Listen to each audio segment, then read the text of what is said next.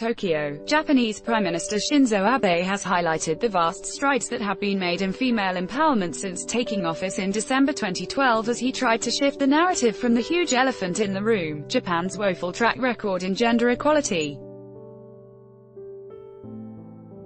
Despite his vow before the United Nations in 2013 to build a society where women can shine, Japan still has some way to go, as seen from its lowly 110th placing in the World Economic Forum's Global Gender Gap Index of 149 nations last year. It was also 165th out of 193 countries in female parliamentary representation, according to a survey done in January.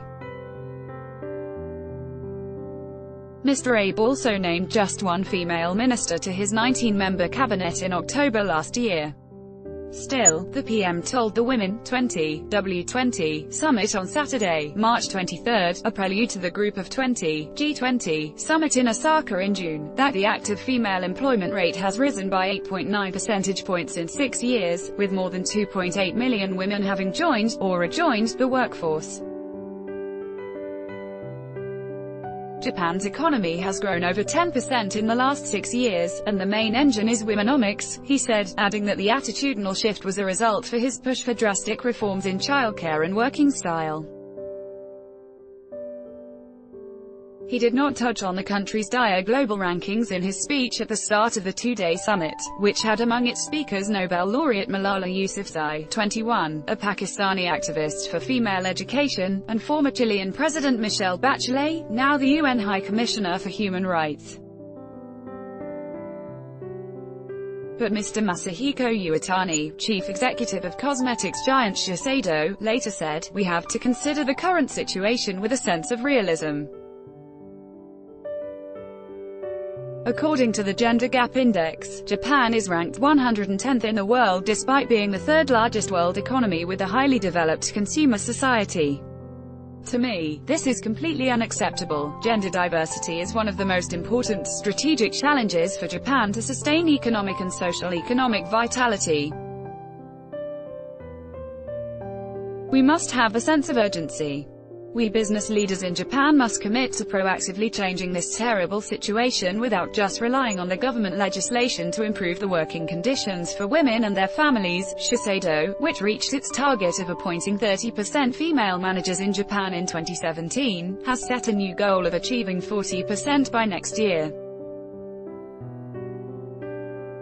Mr. Iwatani said that nearly half of its board of directors is comprised of women, which helps our discussions be very vibrant and therefore enrich our corporate governance. Osaka University President Shojiro Nishio said he too is aware of the harsh reality of the status, diversity and inclusion of women in Japan.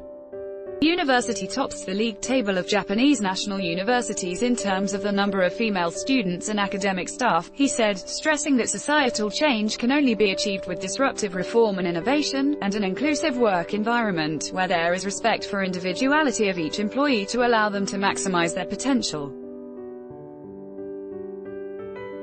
Mr. Abe gave credit to Chile's Dr. Bachelet for resuscitating the revised Trans-Pacific Partnership trade deal that had seemed dead in the water after America's withdrawal. With a sense of self-awareness, I must confess that during times of shocking incidents, men could be so stunned that they are belated in responding.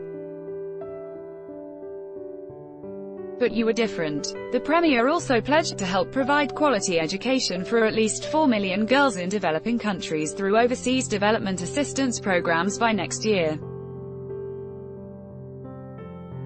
Mr. Abe cited a World Bank report that said female lifetime income can increase by up to $30 trillion if all girls around the world can secure 12 years of education, adding that he will take up the cause as a priority at the G20 summit. Ms. Yousafzai said she was grateful for Mr. Abe's pledge. Today, we only see a small fraction of what young women can contribute. As technology changes the way we live, 1 billion girls today, in both developing and developed countries, lack the skills they need for the modern workforce. Many children will be working in jobs that do not yet exist, which means we must invest in girls today to ensure women can succeed in the jobs of tomorrow.